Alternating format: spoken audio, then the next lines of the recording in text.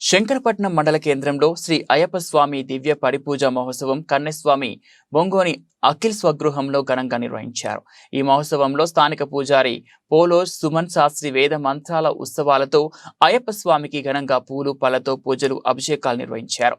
ఈ పుణ్య కార్యక్రమంలో శంకరపట్నం మండల అయ్యప్ప స్వాములు మహిళలు భక్తులు పాల్గొని అయ్యప్ప నామస్మరణతో భక్తి శ్రద్ధలతో తన్మయం చెందారు.